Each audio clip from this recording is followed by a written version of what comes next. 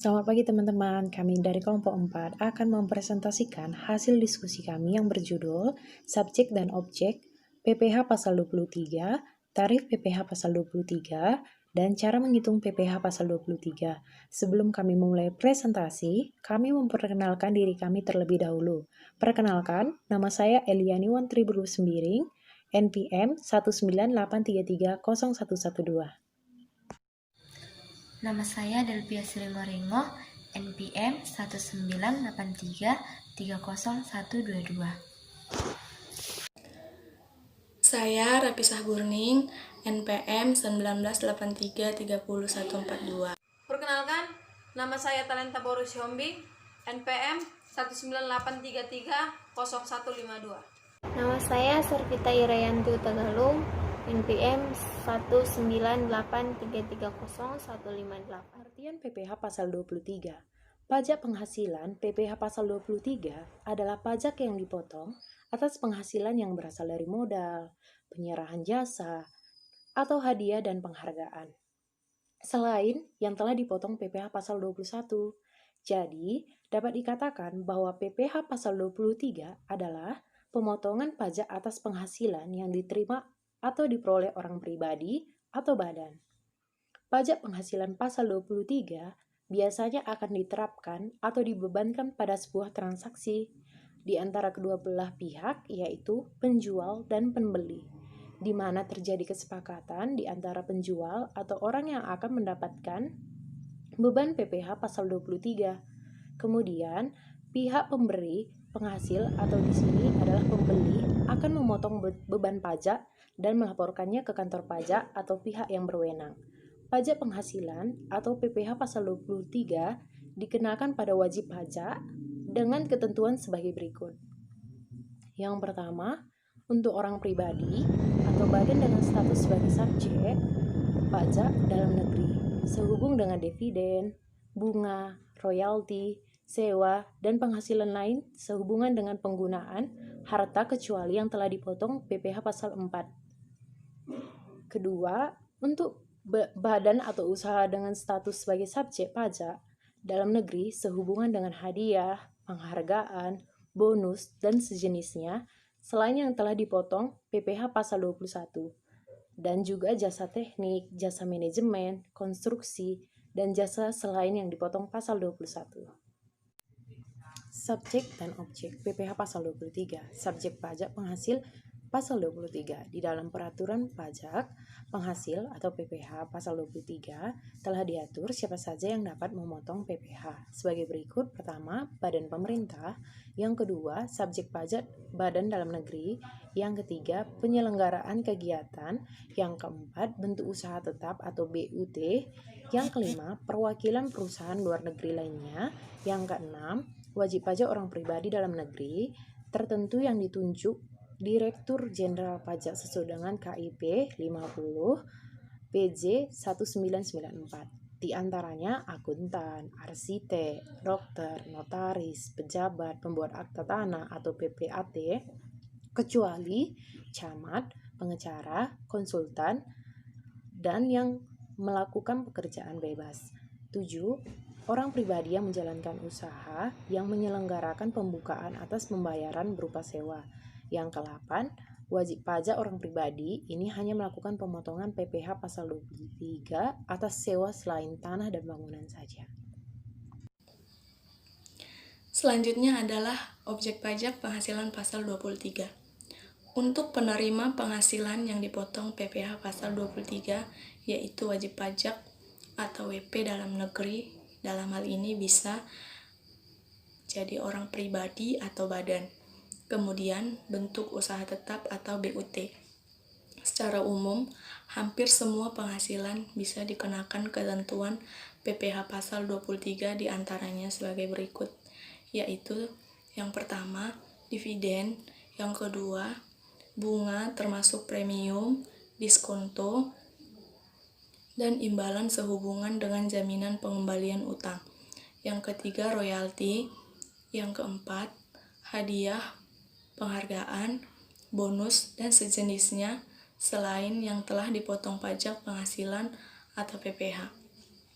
Yang kelima, ada sewa dan penghasilan lain sehubungan dengan penggunaan harta, kecuali sewa dari penghasilan lain sehubungan dengan penggunaan harta yang telah dikenai PPh sebagaimana dimaksudkan dalam pasal 4 ayat 2 Undang-Undang PPh. Yang terakhir itu adalah imbalan sehubungan dengan jasa teknik, jasa manajemen, jasa konstruksi, jasa konsultan, dan jasa lain selain jasa yang telah dipotong PPh sebagaimana dimaksud dalam pasal Undang-Undang PPh. Selanjutnya adalah tarif penghasilan pajak pasal 23. Tarif dari pajak penghasilan pasal 23 dikenakan atas dasar pengenaan pajak atau DPP atau jumlah bruto dari penghasilan. Di dalam PPh pasal 23 terdapat dua jenis tarif yang diberlakukan, yaitu 15% dan 2% tergantung dari objek pajaknya. Di bawah ini adalah tarif dan objek yang terkena PPh pasal 23 yang berlaku di Indonesia. Yang pertama, dikenakan 15% dari jumlah bruto atas dividen kecuali pembagian dividen kepada orang pribadi dikenakan final, bunga, dan royalti. Yang kedua, dikenakan 2% dari jumlah bruto termasuk pajak pertambahan nilai atas 1. Sewa dan penghasilan lain sehubungan dengan penggunaan harta, kecuali sewa tanah atau bangunan. Yang kedua, imbalan sehubungan dengan jasa teknik, jasa manajemen, jasa konstruksi, jasa konsultan, dan jasa lain selain jasa yang telah dipotong pada pajak penghasilan pasal 21. Jasa lainnya terdiri dari jasa penilai atau appraisal, jasa aktuaris, jasa akuntansi, pembukuan dan atestasi laporan keuangan, jasa perancang atau desain, jasa pengeboran di bidang penambangan minyak dan gas bumi atau migas kecuali yang dilakukan oleh bentuk usaha tetap BUT. Selanjutnya, jasa penunjang di bidang penambangan migas, jasa penambangan dan jasa penunjang di bidang penambangan selain migas, jasa penunjangan di bidang penerbangan atau bandar udara, jasa penebangan hutan, jasa pengolahan limbah, jasa penyediaan tenaga kerja, jasa perantara atau keagenan, jasa di bidang perdagangan surat-surat berharga kecuali yang dilakukan oleh Bursa Efek, KSEI, dan KPEI, jasa mix film, jasa sehubungan software komputer termasuk perawatan, pemeliharaan, dan perbaikan, jasa perawatan, perbaikan, atau pemeliharaan mesin, peralatan listrik, telepon, air, gas, AC, TV kabel, alat transportasi kendaraan, atau bangunan lain yang dilakukan oleh wajib pajak yang ruang lingkupnya di bidang konstruksi dan mempunyai izin atau sertifikat sebagai pengusaha konstruksi. Jasa maklon, jasa penyelidikan dan keamanan, jasa penyelenggaraan kegiatan atau event, jasa pengepakan, jasa penyediaan tempat atau waktu dalam media massa, media luar ruang, atau media lain untuk penyampaian informasi. Jasa kebersihan atau cleaning service, jasa pembasmi hama, jasa catering atau tata boga. Dalam hal wajib pajak yang menerima atau memperoleh penghasilan tidak memiliki nomor pokok wajib pajak atau NPWP, besarnya tarif pemotongan adalah lebih tinggi 100%.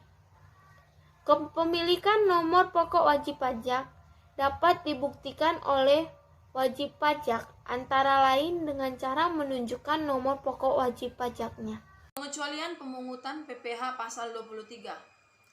Beberapa jenis penghasilan yang tidak dikenakan pemotongan PPh pasal 23 sesuai dengan pasal 23 ayat Pasal 23A ayat 4 Undang-Undang Nomor 17 Tahun 2000, yaitu 1.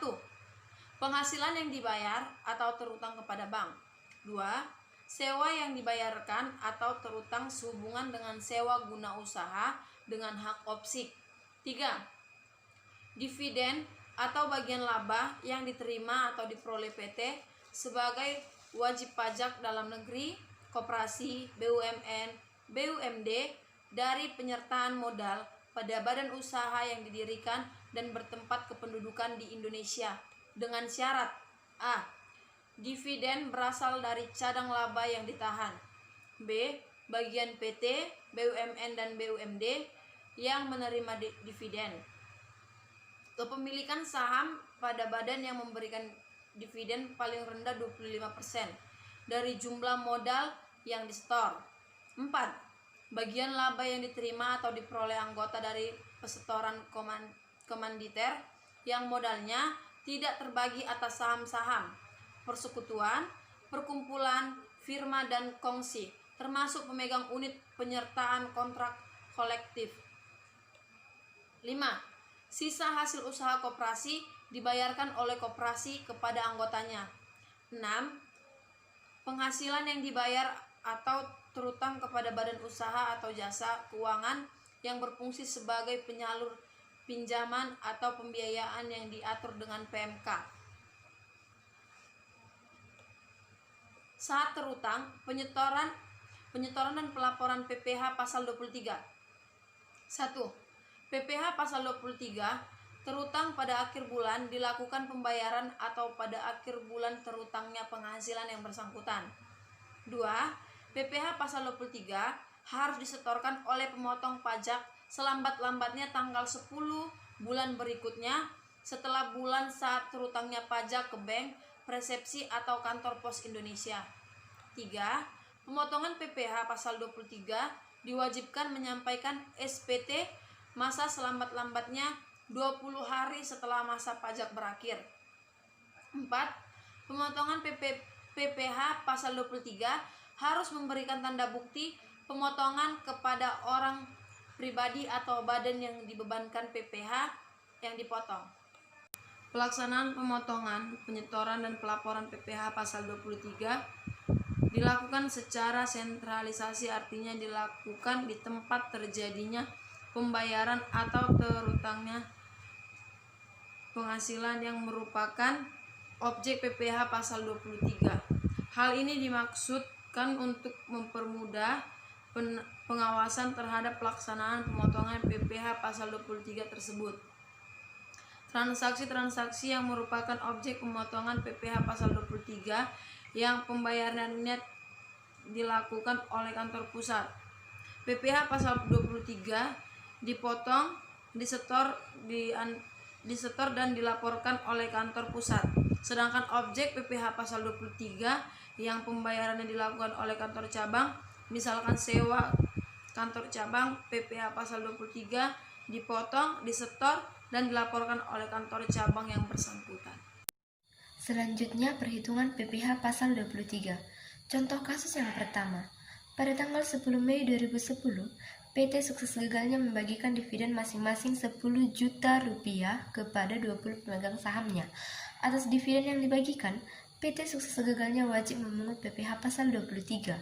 PPh pasal 23 yang harus dipotong PT sukses gagalnya adalah 15% dikali 10 juta rupiah sama dengan 150.000 rupiah, sama dengan 20 dikali 150.000 rupiah sama dengan 3 juta rupiah.